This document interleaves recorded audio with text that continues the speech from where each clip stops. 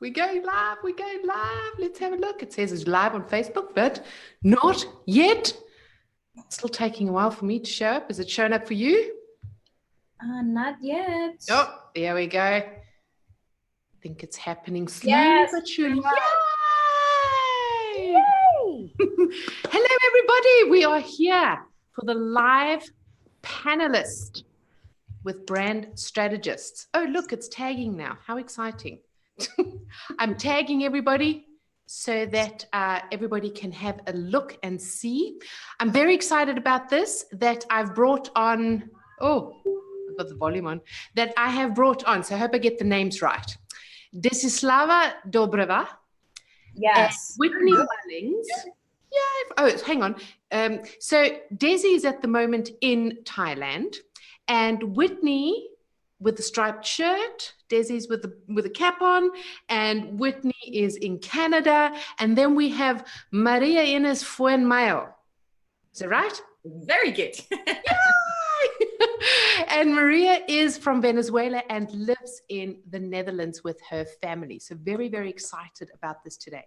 So everybody, welcome. I'm very excited. I'm going to put out a post that I'd like to have a few brand strategists on a panel. And the reason why I wanted to do this is the following. It's very confusing for a lot of entrepreneurs, business owners, whether they're small business owners, the cat, the Black Panther, for a lot of business owners to know what is the difference between a branding strategist and a brand strategist and a marketer and an advertiser. There's all these labels and these terms on the first level. And on the second level, it's always, ooh, they're in the same sphere as me. This could be competition. Don't know if I want to be working alongside them. And in this sphere, I wanted to bring across that it has nothing to do with competition, that it's only building each other up because we're all working towards the same goal, to help. We're all here to serve and to help our clients, our soul clients, that's what I call them, and our soul group to move forward in their business. And we do it on our terms, in our way, and how we communicate. As you can see, 4 completely different looking women, very powerful, very strong, and we have a lot of knowledge and a lot of energy that's happening. So without further ado, that long-winded introduction, which I love doing, I'm going to ask alphabetically, Desi, for you to introduce yourself to everyone here today. And anybody has questions, pop them into the comments so that we can answer them. Take it away, Desi. Thank you for that. My name is Desislava Dobreva. I've been a brand strategist for a few years now. And one of the more unique things about me, I guess, is that I grew up in a country where probably 90% of the population has never heard the word brand and doesn't know what it means, which is why I left and I went to study branding in a master's degree in Denmark. And that is where I completely fell in love with the science behind it. So what I truly believe in is that when it comes to branding, you're not supposed to start with looking at how to use it from a marketing perspective. And I feel like that's what everybody else does. You know, for me, it was all about science and psychology when it came to branding. And only then, after I graduated and started working for $8 an hour, did I realize that there is a marketing aspect to it too. And that's when I started building up my experience. And today I run multiple businesses. I have a branding agency called Rebranding. I have a cat named Lucifer, which is the most important thing about me. And by the way, that is spelled Lucifer, just so we're clear. And I am really excited to be live with other people from my industry because, to tell you the truth, and I'm sure everybody here will agree, I don't want to put anybody down by saying this, but it's very hard to find genuine people, branding professionals who know their stuff, who walk the talk, and who really do understand branding in depth, instead of just reading a free blog post online and going, okay, I'm going to charge $10,000 for a brand strategy now. So that's pretty much me in a nutshell. Thank you, Desi. Next is Maria. You can start singing a song. Maria, Maria. Yeah, everybody says that. Like, I just met a girl named Maria. So yes, my name is Maria-Ines, and as I was introduced, I'm from Venezuela, but living in the Netherlands with a Dutchie. My story is a little bit different. I used to be a humanitarian worker actually in my past life. And more or less because of the turn my life gave, I actually sort of, adapted my life to, the situation. So I'm not going to give you the in-depth, but I ended up stumbling on online, entrepreneurship. And my first job was as a web designer.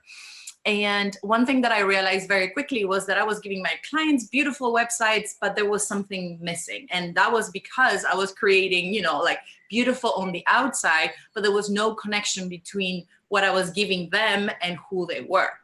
And so I started really studying more in depth. I was like, there's something missing. What is it? And on the same page for myself, when I was branding myself, there was no, I like to call it inspiring, not to say copying others, because I didn't have guidance. I didn't have any way for me to understand, okay, how by being me can I have a business that reflects who I am, that really showcases my personality, my attributes, my strengths, etc.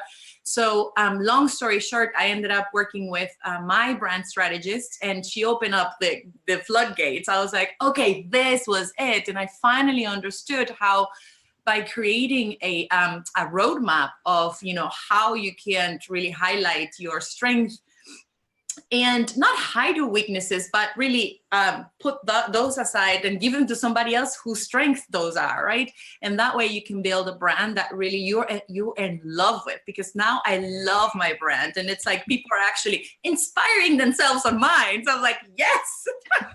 So yeah, it came really out of necessity to really bridge the gap between that branding part, and I'm sure we'll talk about it later, but that branding part and the brand part, which to me is like the first step. And my brand ended up being like really a complete extension of myself. So that freedom and that passion that now I have for what it is now, my brand, I want everybody to have it, everybody, because it's like, once you have that, it's just your working becomes like, just your passion. And there's no, there's not one day that I don't leap out of bed and like, I want to go to work with my amazing clients. So I love that. Oh, I love it, Maria. It's a whole different perspective. Like it's already starting. You can start seeing all the different personalities of everyone. So now we're going to switch over to Whitney. Hi. So, thank you again, Sashka, for this opportunity. I'm like so excited. So about me, similar to Maria, my educational background, it's in a program called Digital Media Arts. So I actually were in the study of like digital application. That's the route that I was studying in. So I was set up to be doing web stuff, and I eventually did web designing. So similar start until my baby came along. And I was thinking to myself, there's no way I could be a new mom with a newborn. It's very, very taxing. Any mothers out there would know it's like a full-time job. So then I had to shift my business a little bit. And that's the same time where I made the transition to really go at entrepreneurship from letting go of my safety salary corporate job, right? And what I ended up deciding doing similarly out of necessity, I'm like, I need to focus on the brand part of the business, because that's work for my life. And also the same thing is like building websites for small businesses. It also worked well in my experience, because what I began to realize in this process is that I do their branding for them. And so therefore your design speaks to their overall, purpose of the business. And so that kind of embarked the journey of how I do branding or brand strategy now, is the fact that I find a lot of women entrepreneurs, especially, just think less of their capabilities, if you know what I mean. Like I always talk to my clients, I'm like, oh my gosh, you're so like effing amazing, but why are you not saying this? Like, And they're like, can I, it's like, I don't know, because there's that level of fear of like not delivering, because we're all like naturally such overgivers, in my opinion. So you want to over deliver at all times.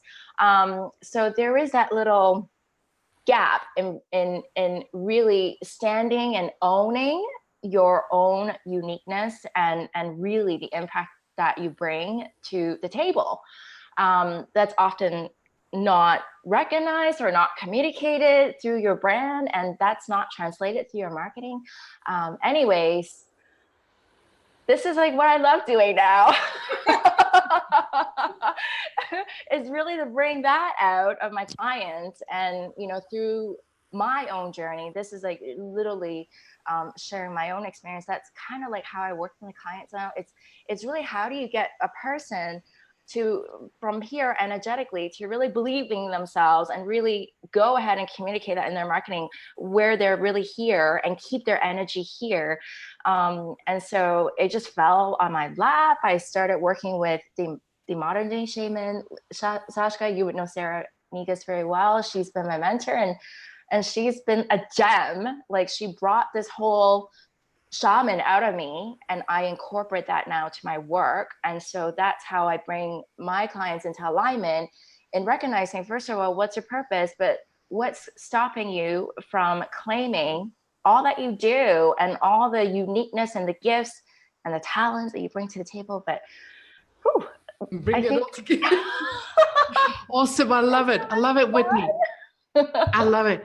And from my side, so I come from acting, for those that don't know me. So my name is Sashka, and I come from an acting, singing, dancing background. I still do it. I still do it to this day. And inconspicuously, I was doing marketing and advertising and branding. And I wasn't doing the strategy yet, but the consumer behavior was there, because my whole thing is about bringing communities together. So that's my core focus. And how do you bring communities together? In order to bring them together, you need to know who you are. Maria was mentioning this, like, be yourself. I'm like, oh God, I don't know how many times I hear that and how many times I heard it in my life, was like, be yourself. And I'm like, I don't know who I am. I don't know who I am. And that, to market to the world, or actually not to the world, to market to your niche, that was the most difficult process for myself, because we're so conditioned to be a label. I was labeled a creative business consultant and an ad agency in terms of trading licenses, but you don't start there.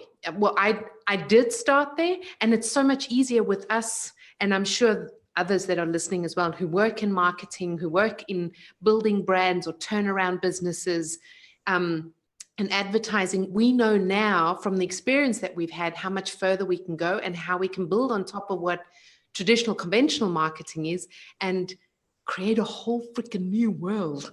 A whole new world. Anyway, so what I'm going to start with a few questions, and if anyone has some questions, let me know as well. I'm trying to see if there's comments, but anyway. So what do, just, let me know, raise your hand so I know who's whatever. So let me know from your side, what is the last marketing book, if you've read the last marketing book? Have you read, and when, and what was it about, and what moved you about it? Anyone? I'll go. I read Chillpreneur from Denise Duffel-Thomas, and I loved it. I think it's definitely highly recommended to everybody. I mean, I love Denise for a long time already, but she is one of those people that basically has been able to articulate it perfectly well, everything that I have felt about, the online world. And like, I mean, she's a self-made millionaire, but she is, I mean, from what you read, right? From what you see.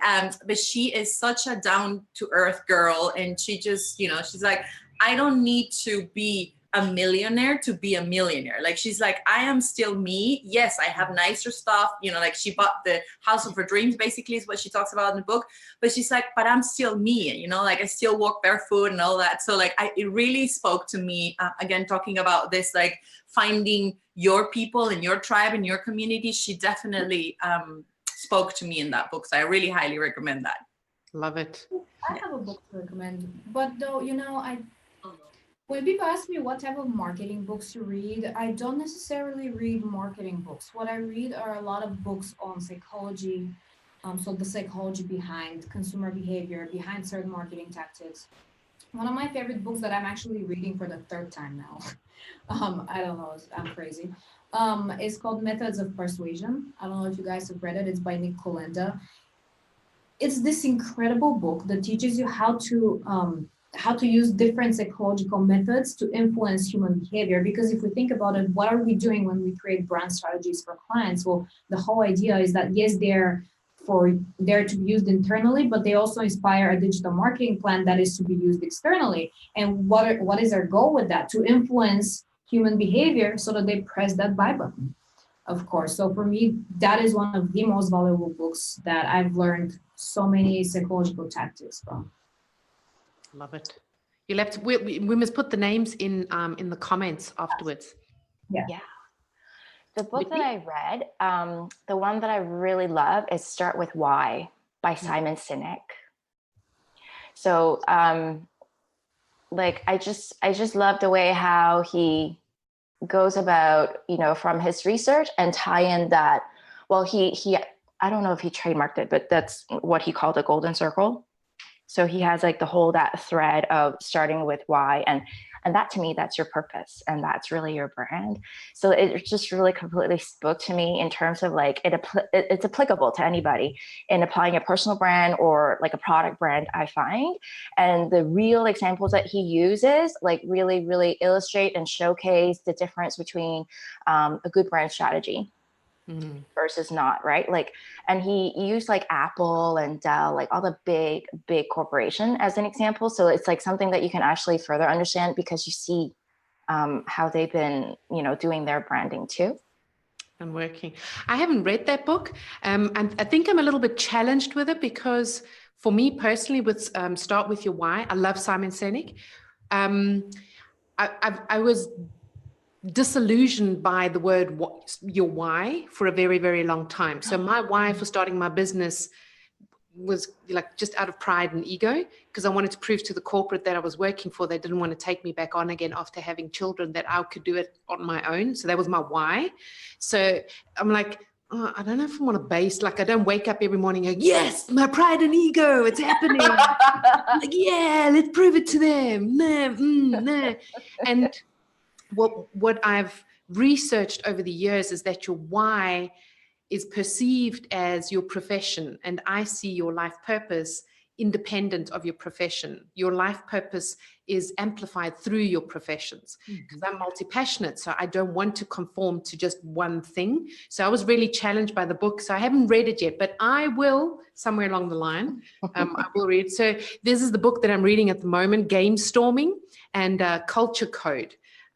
Just how things work in culture and consumer behavior. So pretty much similar to Desi along those lines. And I love strategies. I love working on like strategy. Like, you start over here, mind map, and we're going to go over here and then do it over here. So do you believe that it's important? So after reading books, Desi, you mentioned it, in your country, no one knew the word brand. And did I hear right? You were earning $8 an hour, $8 an hour? Dollars, not euros. I know, there's a difference, right? No! That's not, just to clarify, that's not in my home country. That's when I got bored in my job. I've never had a 9-to-5 job, but I was working part-time and I got bored because I was doing social media management and copywriting. I love copywriting, but I wasn't challenged. And so I went to Upwork.com and I was like, maybe people would want to pay me for what I do now. And so when I got my first gig 14 days later for $8 an hour, happiest day of my life. If I were to drink, I would get so drunk on that day. And, actually the biggest feat of my career is probably the rebranding I executed to go from working for $8 an hour to 45 days later, have my first $3,000 day as a brand strategist. And I hope that rebranding is something we can discuss today, because I feel like most people don't understand how much goes into a rebranding process. They think it's about changing a name, changing a bio, changing a cover photo. Done. I've rebranded. Give me the millions. But it's not really that easy. Yeah. Well, it's a journey. It's definitely what, so, you know, coming to the next question is like, this is really, really a hot topic on and offline, is just how educated are you in the profession that you're actually executing? Are you qualified to actually speak about this? First of all, about the education. So you can, like Desi mentioned, you know, read all these books and then you're like, yeah, I can teach about brand strategy. How do you feel about that? Because it will lead then into, you know, speaking about strategy and rebranding, is that where you start off and where you are now, you've had to evolve from this person to be the person that you wanted to become. And how you started off here, my personal advice is, when you are starting off, unless you have a very solid brand strategy and marketing strategy, don't do branding. It's a lot of money that's not tangible and doesn't pay off. I'd rather invest, or recommend to invest in strategy, so you know where you're going and you have a roadmap to go towards there. So Desi, how do you feel about when people say to you, oh, you need to be really educated and you have to have the degrees and the laws and in order to be doing what you do as a brand strategist? Well, part of me thinks it's complete bullshit. And then there's the other part of me that understands, just because I have my degree, my master degree, how much more in depth I'm able to understand branding versus a lot of other people in my industry. And it's not just because I have this piece of paper, it's because I spent 2.5 years with professors who had multi-million-dollar branding agencies working with big brands. I was actually educated in corporate branding, funny enough, which is not what my look tells you. Moving to the entrepreneurial market was my choice. But I do think you can be very successful in branding without any type of degree, any type of official education. However, I think you have to work that much harder on your own, because I personally have no respect for people who come into branding with very, very basic knowledge and immediately say that they're experts without even studying the psychology behind it. Because if you're not studying the psychology behind it, how on earth are you going to charge your clients thousands of dollars to work with them? I mean, you need at least that piece of the puzzle, you know. But it pretty much pisses me off. Like everything in this industry pisses me off half the time, you know. I'm always so angry because I see all types of behavior that lacks integrity, let's put it that way, happen. So I'm always a huge propeller for just educating people, you know. Education is my core value when it comes to branding. But I am curious what you meant when you said that you don't recommend that people do branding unless they have a strong brand strategy. What did you mean by that? So what I mean by that is, it's not just you know, a lot of people start off and they go, I need a fictional name for my business. And then I'm going to brand that with a logo. And that's what I'm going to be putting out into the world. And then I'm going to start selling. And then I'm going, what are you selling? Well, I'm just selling everything for everyone. So you don't have in marketing terms, you don't have the business plan, you know, where you write the competitor analysis and business analysis and stuff like that. You haven't put out on paper where you're going and then put it into action, like test and tweak and put it out there, and not just live off the paper. But what I meant was that don't just go straight into going, oh, I have a logo and then all the pretty colors and I'm putting it out there, because it's an empty vessel unless you haven't filled it with yourself. See, that is so interesting that you say that. I pretty much say the same thing, but I put it in different terms, which probably sometimes, because we are all branding experts here, but some of the definitions inside of the branding universe, we have our own subjective understanding of them, and that probably tends to confuse a lot of people. So when I heard you say that, I was like, what does that mean? But essentially, what I understand you're saying is, don't go messing with your entire visual identity, like logos, names, and all that crap, until you have a very strong brand strategy, which includes your ideal client. Because the way I do branding, it's kind of like almost like a business plan, because it includes your ideal client, a SWOT analysis, and all that. So with that, I completely agree. And I think that's one of the biggest mistakes people make in our industry. They ask for a branding specialist and they end up with a designer who just builds a website. And then it's like, okay, so how do I brand now? That's it. That's going to bring all the money. Before I get onto that, you like touched on a nerve. I'm like, no. I know. I'm like, Maria, Whitney, please. How do you feel about having having the education first before putting out the expertise? You want to go first, Maria? Sure. Yeah, well, I was actually, it's funny that we're talking about this because I was literally just talking about this. My parents are here visiting and we were talking about, education and the traditional education. My father went on to have, has a PhD and I think 2 postgrads and blah, blah. He's a little, brainiac.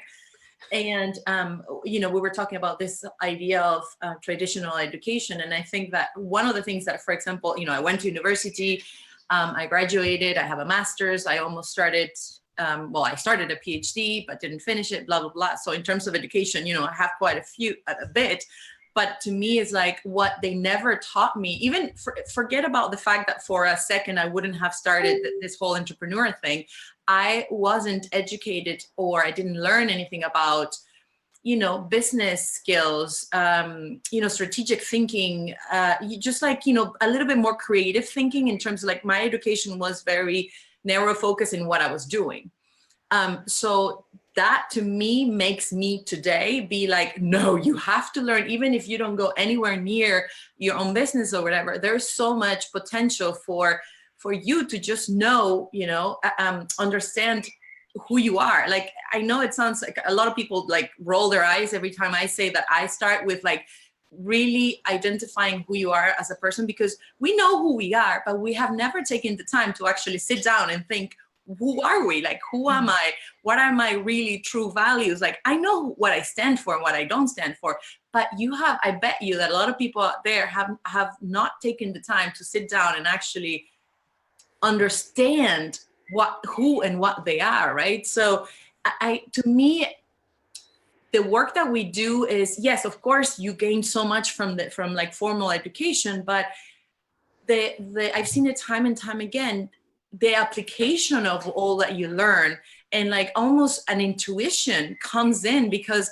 yes, so what, you can help people do all this worksheets and all that stuff, but if you cannot help them apply that, and by that comes with experience, that comes with like your extra little things, like I feel like I'm very good at helping connect the dots for people. And, nobody could have taught me that. Like, that's part of my personality, part of my identifiers and my differentiators that may make me different than other, brand strategists. So I always sit very carefully on that because I don't believe that, I guess it's not a black and white answer for me, because I don't think that is enough to be able to help my clients with what it is that they need help with. Yeah. Cool. Whitney. So this is what I think. Interestingly enough, we're talking about the master's degree in any disciplinary study. My husband actually looked into that, and he's like a product manager. So one of the university that we're looking at, they're like, okay, so how many years of experience do you have? And he's like, so and so. It's like, okay, then you can go into the executive master program. You don't have to go into the master program. It's shorter because your experience makes up for you to gain that degree at the end of the day. So that spoke volume to me. Like, from that, I just always tend to draw from experiences, because that really, really is the core of what you do, because that's what you know, and that's how you can help people, right? So to me, I don't think it's like you do have to have any formal education to be really good at doing what you do. And especially in terms of like branding, even marketing to that. My thinking is, what is the reason behind this whole discipline that you need to pay attention to? Why is it so important for business? Is because of the core of it is how you can effectively connect with your soul clients. Right. And so I think that some people could be naturally really good at it.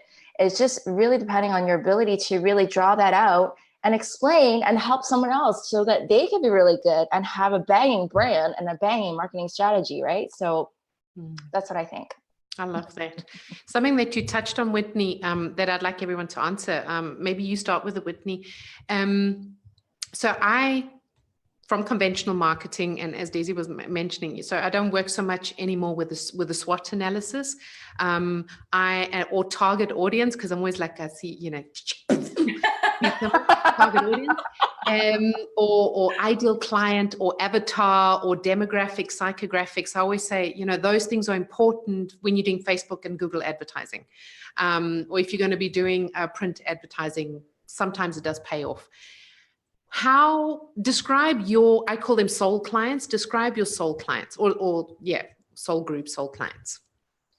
So to describe who my soul client is, or how do I come to knowing who my soul client is?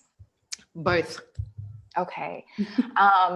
So, I am in agreement with everything that, all of us have been bringing to the table. So Maria had mentioned this from time and time in your answers, which really resonates with me too. It's the fact that you need to know who you are, because your business is an extension of, the purpose or the impact that you want to make in this world. Like, that's how I relate to business.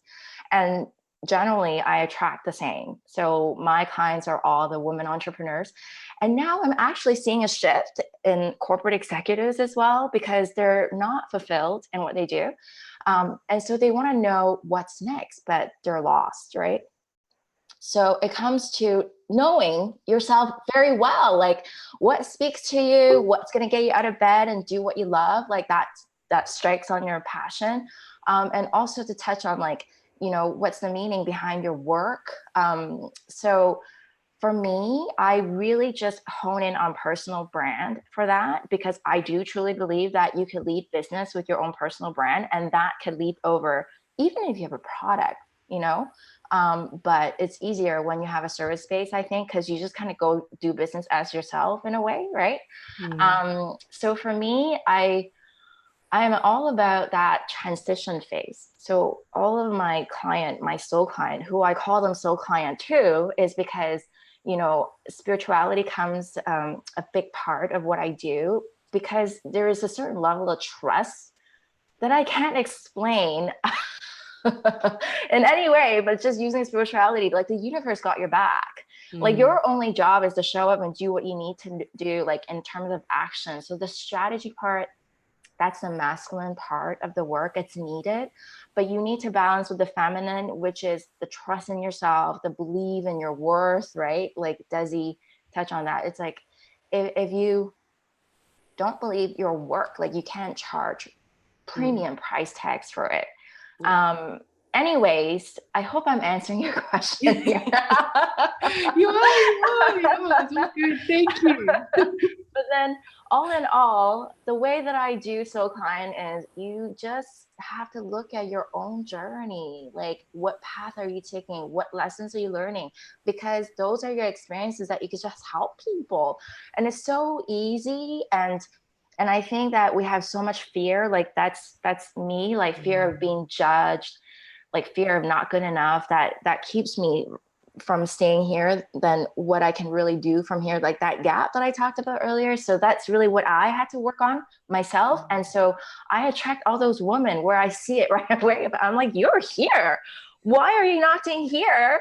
And so like all the women I find is when they're in transition and that cusp of expanding and bringing a little bit more of what they want in life, and using the business as a vehicle, or using the career as a vehicle. Like, how can I get closer to, so I could be here and live more joyous, more like freedom. Yeah. So freedom is a choice. It's not about money, like not living on a, like those imageries that I always get. It's like, oh, I live my life on a yacht, like not happening. No. It's not like that. It's just moment to moment. It's just your choice. So how do you get there? So you could just feel happy in everything you do, right? Love that. Oh, I love that, Whitney. Thank you. So it'd be interesting to know now, because just from a feeling. So Desi, are you the opposite of where Whitney is? So who are your audience? Who's your audience? Who's your crowd? The opposite of everything she just said, which I love. I think that's a pose, first of all.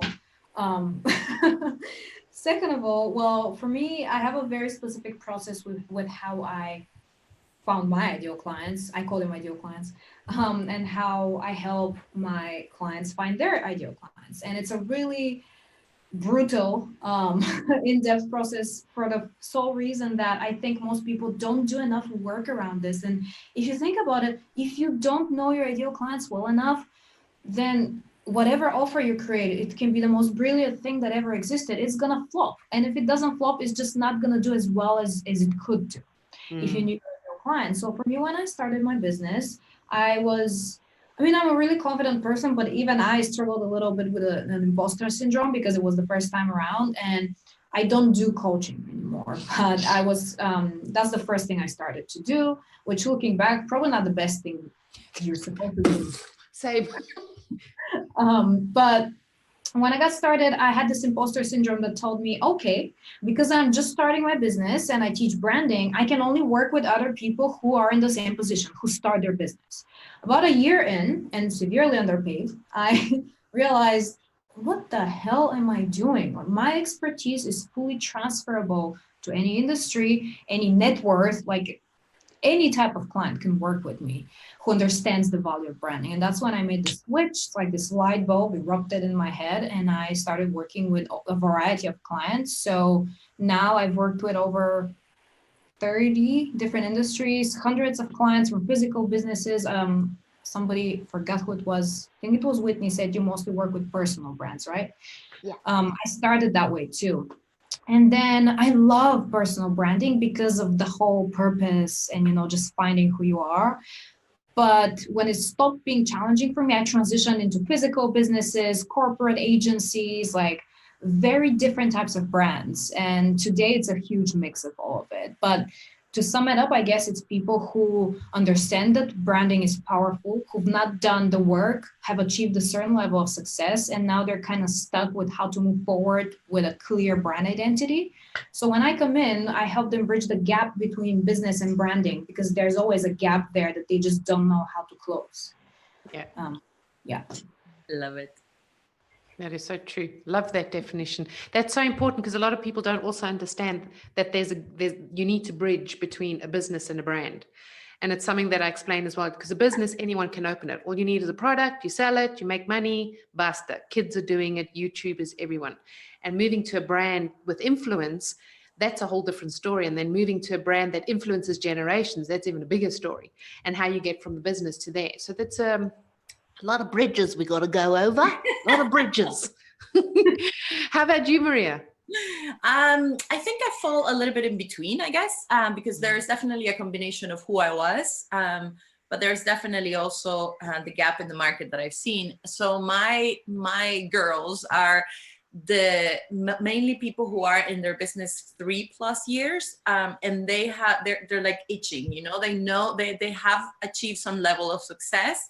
But sort of like as Whitney said, that there's, they're starting to hit the ceiling, their own limiting beliefs, right? Like I don't know if you guys have read The Big Leap, also another amazing book that talks about, the getting there, like you can only go so far as you yourself allow yourself to get to. And that's when they feel called to me, because I think that, I'm inspiring them. They see what I've accomplished in my time. And the personalities just match, and that's how we go. But they have that mishmash of things. They have probably invested in the branding. They have a beautiful logo that they don't want to get rid of, and but they have no idea what they're doing, so that they're starting to also hit an income ceiling where they cannot offer. They have just too many clients, in the sense of like, okay, I need to raise my prices, but they don't feel secure enough. And this, obviously you can see that there's that up leveling of their brand is needed. And then I have other people who are years 0 to 3, but that they understand the value of brand. So I don't need to educate them so much as to like, okay, they know that at least they come with a question of, can you help me with my logo? And then I tell them the story. They're like, oh yes, that's exactly what what was missing. Like, I wasn't sure if I should get a logo or not. And like, no. Let's do the strategy first, and then we'll worry about which color your font are going to be. So yeah, I have two types of people that come to me. But in terms of how they are, my brand is about traveling and lifestyle, and branding is a journey. So what's funny is that every other client that I have gets closer and closer to that ideal client avatar that I created once. Like, seriously, too scary to, like, it almost feels like, somebody with a magic wand, like, made them appear in real life. Because, like, the last client I have, she used to have a wine business on her own. She lives in Barcelona, which is my favorite city in the world. It's like, it's hilarious how. So is understanding who you are attracting also it's very powerful, because that will continue attracting more and more of those people. Yeah, I love that. Yeah. So mine are like Desi. So I work with both personal brand and products. So products and services in both directions, whether it's corporate, online, offline, doesn't really matter. But my main people are creative visionaries. They've got underdog mentality, and they're leaders. They're dormant leaders, so they don't recognize it within themselves. So those are the people I most resonate with. It's a lifestyle market, and I go from there, working with them, whether they're a startup and working throughout to wherever they are in their journey, as you say, Maria, moving from there. And I think it was Desi that also was saying that a lot of people come to me as well with the rebranding.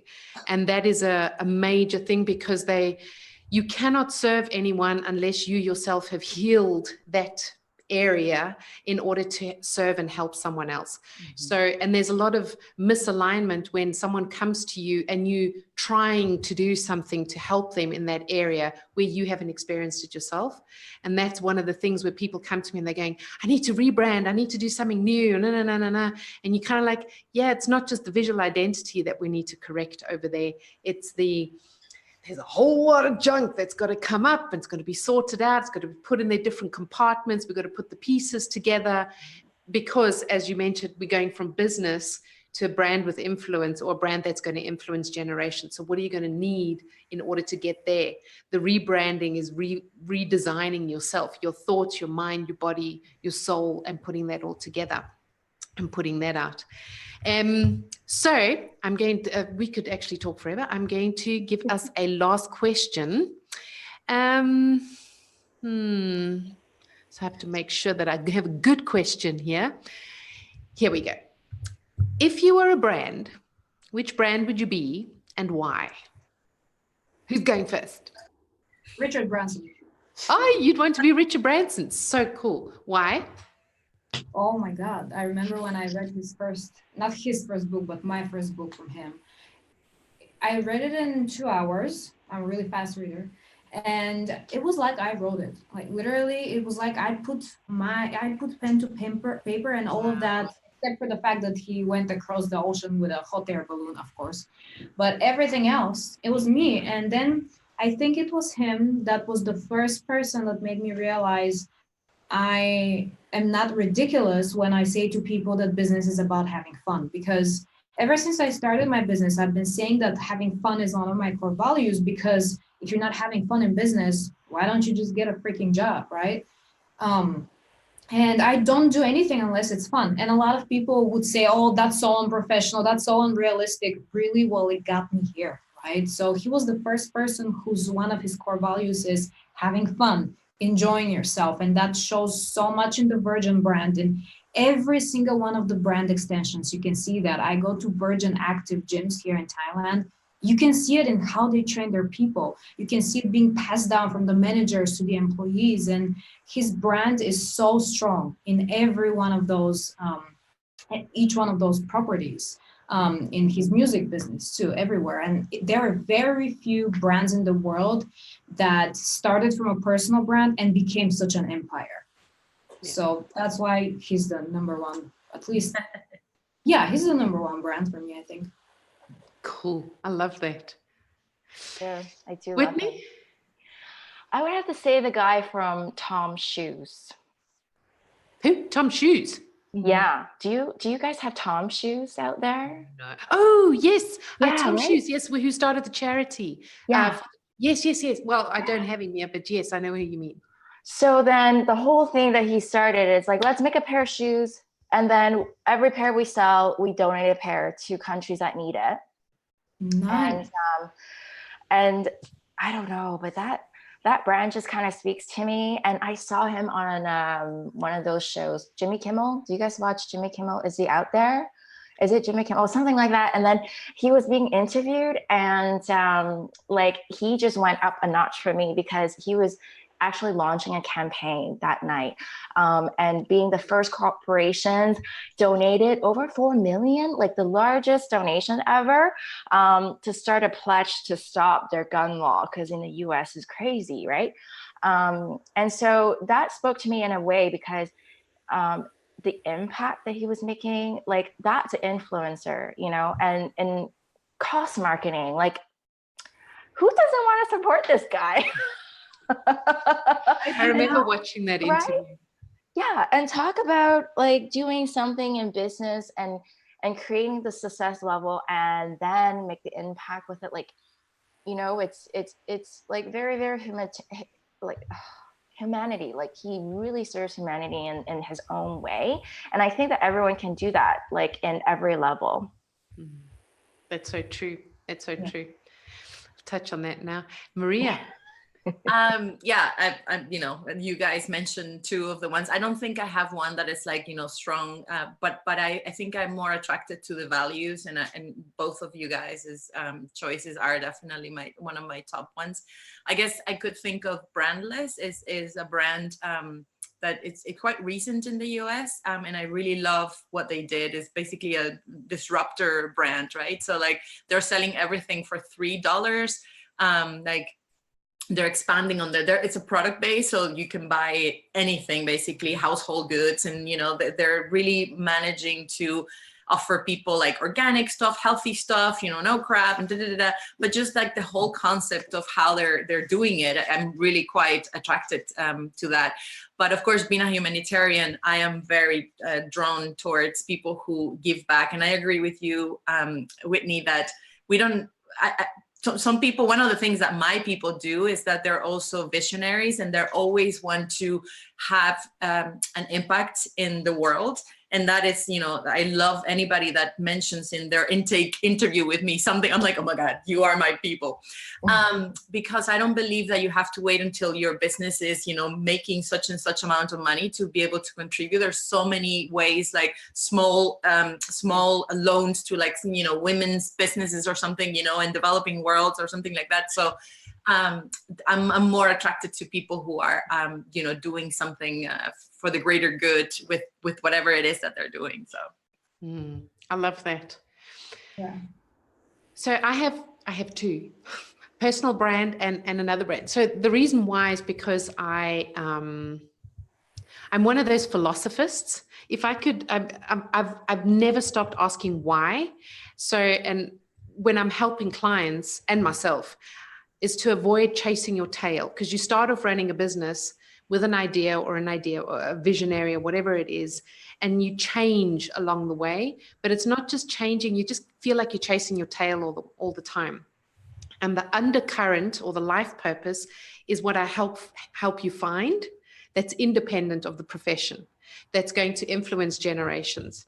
And what reflects in brands like that for me, so the one brand is Brené Brown. I love her brand, her personal brand, because it really resonates with me. I love her values, her humor, her imagination, the branding, how it all fits together, the wording, everything's just, in my eyes, immaculate. It all just fits, like you were saying, you know, from there to down here to over there, people that you work with, it's all just fitting.